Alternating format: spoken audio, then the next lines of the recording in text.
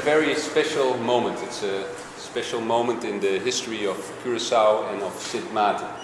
It's the day where we launch our new currency, and it's a real honor and it's a real pleasure that you are able to join us here on this moment for this small ceremony to commemorate this occasion. Because it has been a long time. It has been 73 years when we started introducing and using the Netherlands Antilles guilders until now. And today marks the beginning of a new chapter.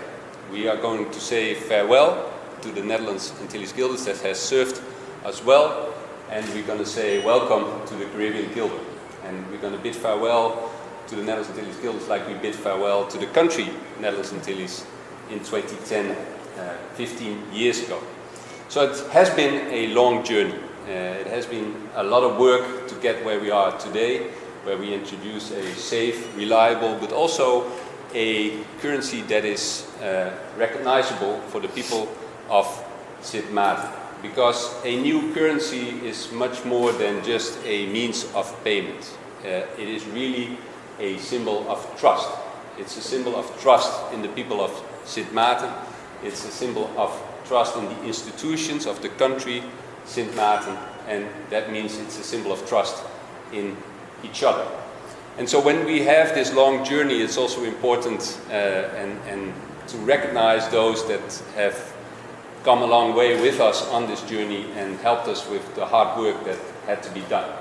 And so I'd like to thank the banks, the commercial banks that have helped us making sure that we are ready for this afternoon, that we are ready for tonight, because the digital payment system is going to switch this afternoon and tonight, and I hope tomorrow when we open our online banking environment after 8 that we're going to see our XCG there as well. So it's important that we recognize their contribution to a safe and reliable payment system.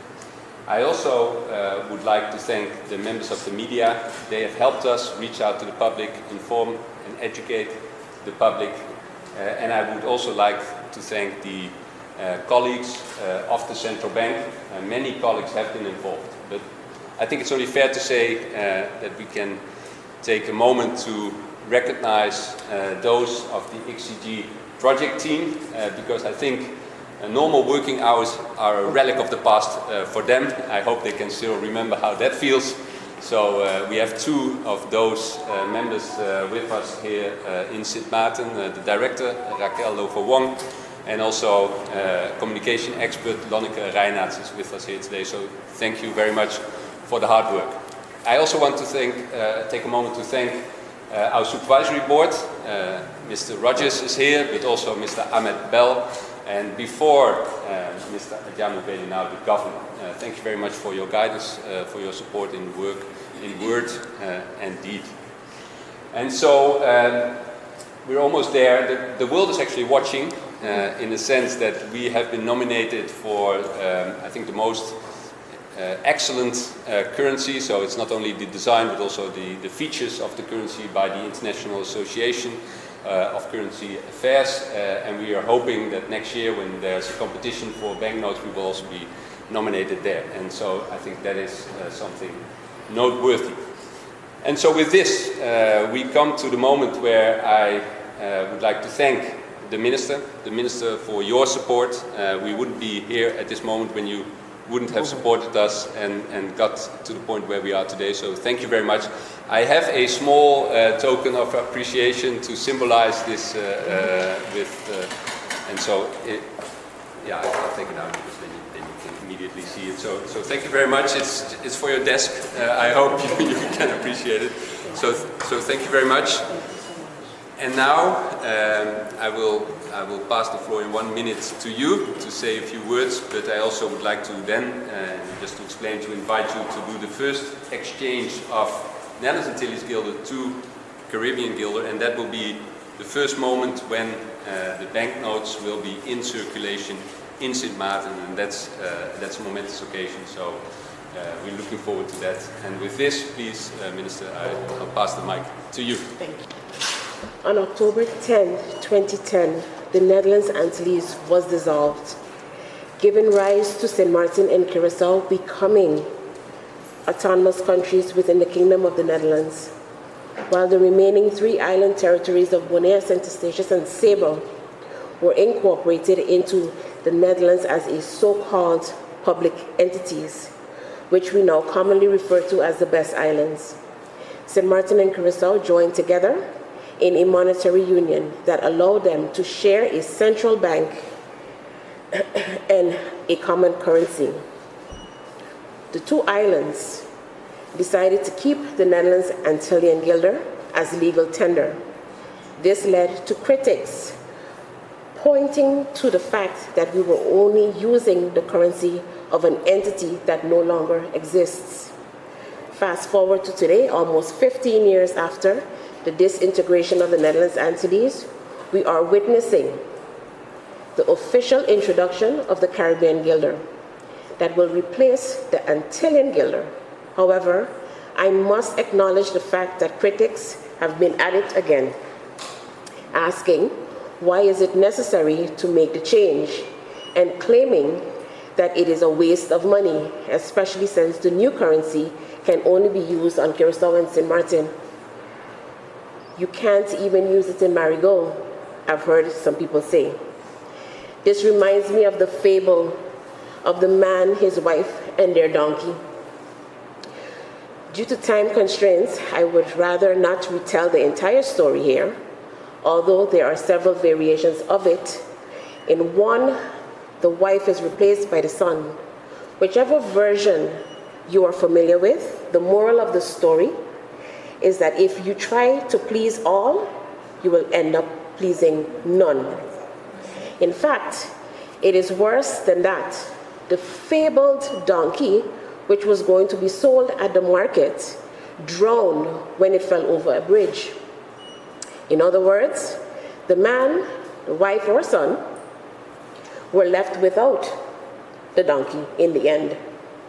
To put it into today's jargon, you're damned if you do, and you're damned if you don't. Criticism is good. It makes us consider divergent views. However, if we take it to heart, we could end up like the man, his wife, and the donkey. I wish to note at this point that the Kingdom of the Netherlands is perhaps the only country in the world with 4 different currencies as legal tender. The euro in the Netherlands, the US dollar in the Best Islands, the Ruben florin, and the Caribbean guilder now in St. Martin and Curacao. I am yet to hear any critical voices raised in favor or against this phenomenon. Now, to answer the question, why the Caribbean guilder? From a strictly legal perspective, it is in the fulfillment of the law. De regeling gemeenschappelijk geldstelsel Curaçao and St. Martin, which regulates the currency of the monetary union of Curaçao and St. Martin, requires that the Caribbean guilder replaces the Netherlands Antillean guilder. However, the more consumer-friendly reason is that modern-day security features have rendered the Netherlands Antillean guilder antiquated. Let me explain it this way. We all have cellular phones, correct? These constantly upgrade their operating systems to enhance security and privacy features, among others. The new models of cellular phones incorporate the more advanced features and sometimes render the old devices obsolete, even to the point that the latter may no longer be manufactured. I would like you to see the Caribbean guilder as the new model legal tender for our 2 islands.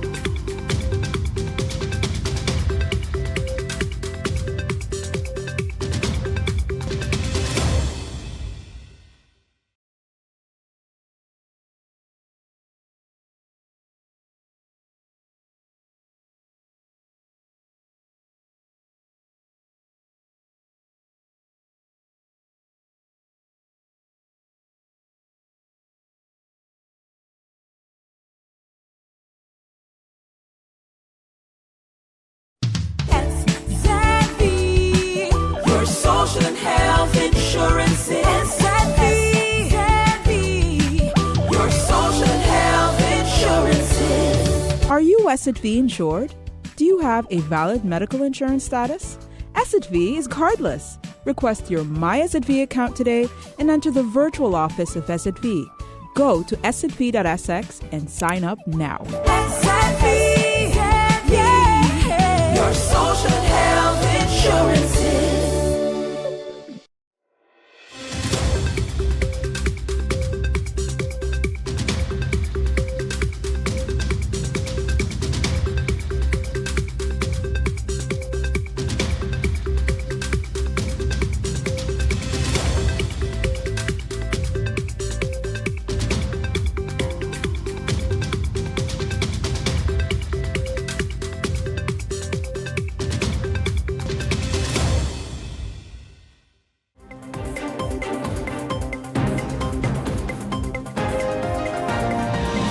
Been some criticism around procurement.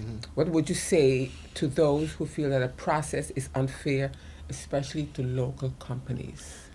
I would agree to an extent that it is, but I would also say that what we did in 2019 in anticipation of the rules of the bank is we had conferences here on St. Martin. We went to Curacao, we went to Aruba, and we tried to get the companies of the Dutch Caribbean at the time to knowing that we would have these large projects to to join in with each other. So you might have a construction company, you might be small, you might be 8 people.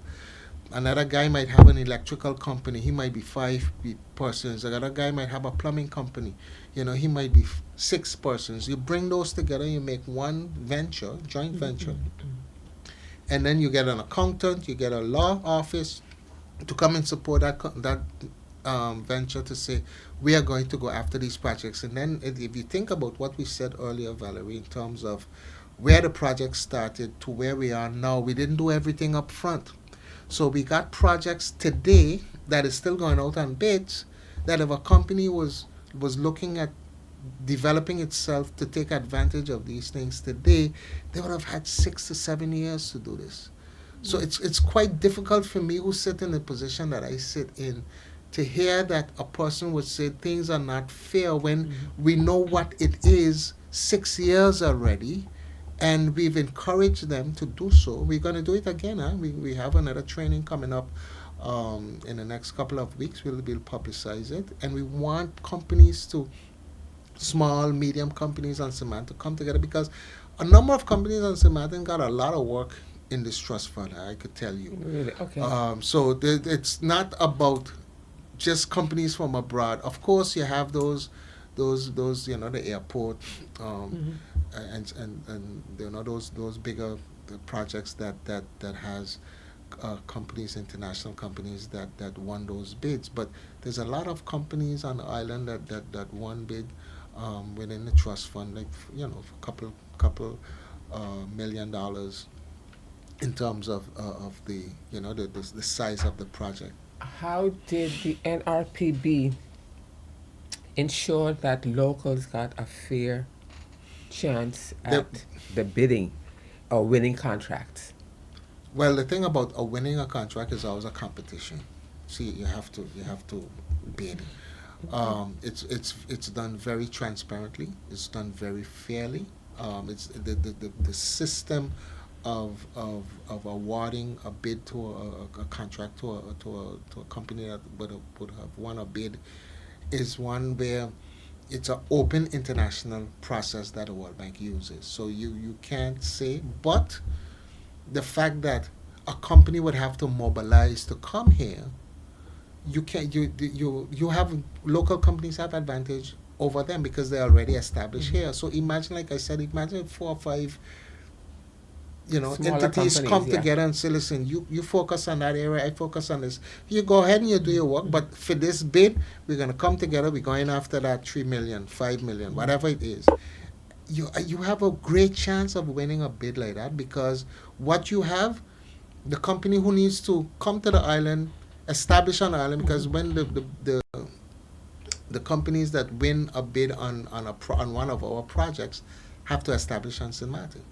So you have to go through the procedure They have to register, of of being course, registered and tax, business, compliance. Yeah. SZV, all of those things they have to do. So they ain't coming in here and just, taking money and leaving, right? So, Hope not.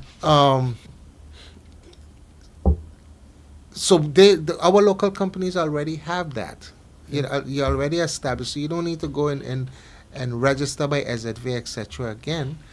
And so I think that's a home court advantage that they should take advantage of. But what I would like to say here today on your program is that we are going to have this seminar again on how to prepare for these trust fund projects, and I want to encourage local businesses and business organizations to come and hear what they need to do in order for them to be able to qualify for these bids. And then on top of that, if they win a World Bank bid on St. Martin, they're now in the category in the World Bank's yeah. view of companies that have done World Bank projects. So wherever there is a project, the World Bank have $3.5 billion worth of projects Okay.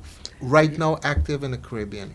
Quickly, with the trust fund timeline winding down, how is the NRPB making sure that all funds are used efficiently and on time? Because we can lose money, right? There could be a project that didn't go through, and then we lost that money. I mean, when I spoke about the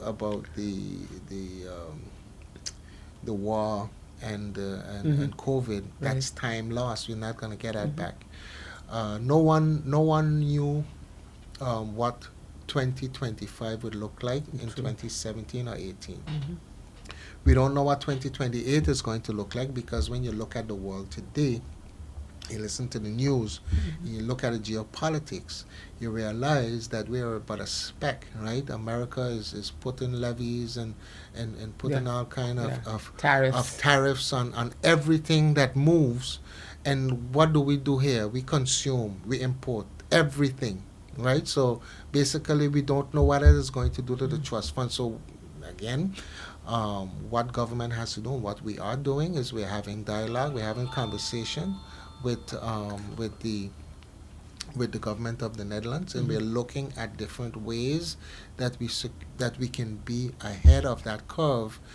If God forbid, something happens that would cause us to delay before the trust fund ends in 2028. So to answer your question, we are very active in trying to stay ahead of that curve, Valerie. Okay, and finally, what would you say is the biggest public misconception about how the trust fund works?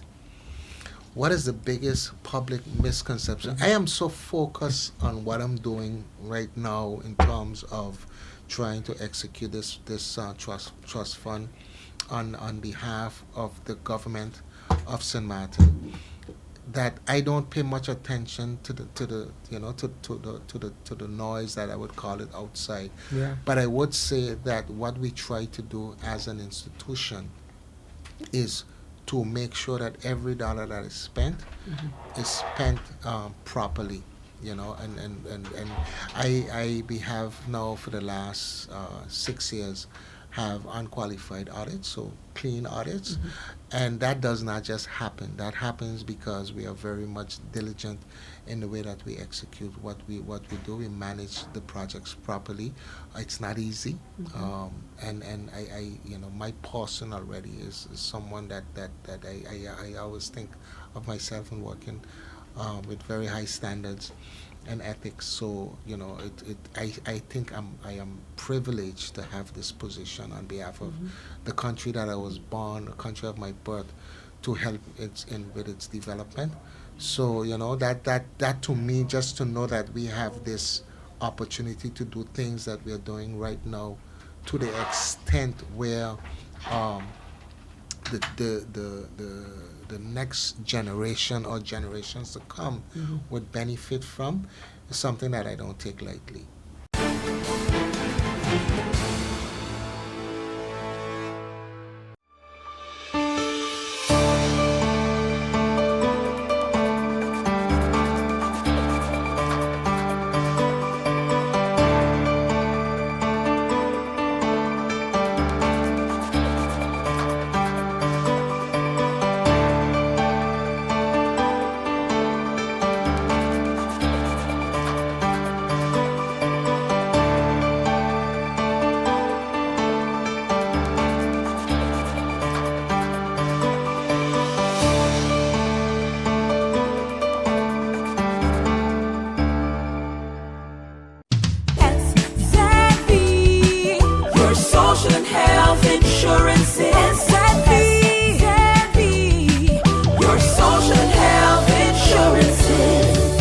SXV insured? Do you have a valid medical insurance status?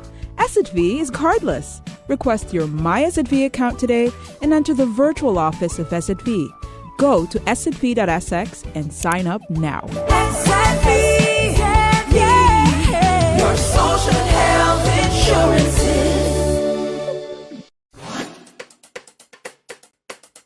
It's time for a new brand that is as bold, vibrant, and colorful as the island of St. Martin, with colors drawn from our diversity, cultural heritage, and nature. Our breathtaking beaches, waters, and sun, the majestic brown pelican, our national symbol, the radiant yellow sage, our national flower, the historic border monument signifying the Dutch and French sides, our exciting cruise, yachting, and boating ports, renowned Maho Beach and St. Martin Airport, the hub to the Caribbean. All these parts come together to create the shape of the island of St. Martin. More than a logo. It's a new brand that engages, excites, and will inspire travelers to book. It's time to tell the St. Martin story, to reintroduce travelers to St. Martin, to honor our past, to embrace our present, and shape our future. Our culture and diversity, Dutch and French sides, unrivaled cuisine, twice the nightlife, entertainment, and shopping, cruises, boating, and yachting, twice the adventure, exploration, and relaxation, splendid and scenic accommodations, Pinel, Tentamar, and island hopping in the Caribbean. Whatever your taste, St. Martin has more. Experience twice the Caribbean. St. Martin.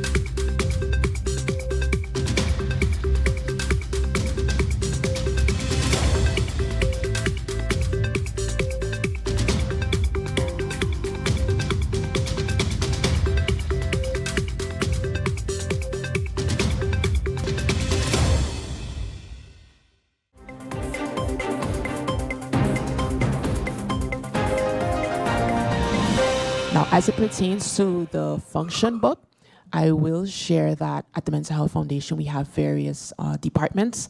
I will share the function book specifically within the clinic at the Mental Health Foundation, which also will identify the services that we offer. So, for example, we have psychologists, psychiatrists, nurses, social worker, and occupational therapists. So these are the services that are offered within the clinic. As it pertains to what are the courses that are offered, so at the Mental Health Foundation, we do have a budget allotted specifically for professional and educational development. So each clinician has the opportunity to further their education with various trainings every year. So each of us every year are required to attend various courses. So that is one thing that we ensure to uphold the clinicians, to ensure that we provide the most updated care needed. And also What is the suicide plan as it pertains to the mental health care? So we have, all clinicians have a suicide preventative plan for when clients come in. For example, if a client is suicidal, the client then goes based on the triage system that we have, so that client has first access to receive the necessary care. Although we have a waiting list, and the client must be seen within the same week, and the client must be contacted within 24 hours. And oftentimes clients have the ability to call the crisis number and receive 24 hours support. And with your permission, Madam Chair, I would like to welcome my colleague, who is Mr. Marcel DeWint, who is actually one of the nurses that work in the field, and he works directly with the police officers. So I would like for him to share his experience on how it is at current working alongside with the police officers. The main topic is suicide, I think. So based on that, my profession is socio-psychiatric nurse. I'm a case manager at MHF. And I also do crisis interventions, so we have 24 hours per day. We have our phone ready for incoming calls that can be related to disturbed people in the community or at the police station, at the hospital, wherever the situation might be. And when it comes to depression and suicide, since, let's say, October, November, where we had a sad fatal suicide from a young girl in St. Peter's, we see at our crisis line also an increase in calls, and plenty of young people who also attend the same school or the surrounding schools. And that is sad development, because I think we almost have every week now calls, and we have to address with my colleague who's a youth psychologist, Giselle Cotterington.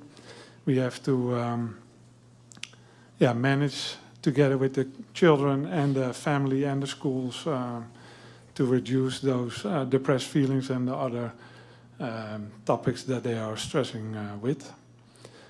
That part said, coming to my work in the community, we have 4 case managers, and together we have more than 240, 250 clients that we have to support in the community. Some need medication, some need follow-ups, motivational conversations. And also every week we receive calls from the police in which we are asked for support to deal with confused persons who are maybe psychotic or under the influence of alcohol, drugs. And since some years now, the support of the police is, the understanding of the police when it comes to mental health issues is improved.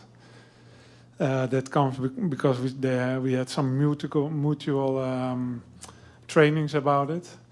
I think a lot of police officers were dealing with how to support a confused client, how to deal with persons who are under influence of alcohol, drugs, and we shared some stories, which was very helpful.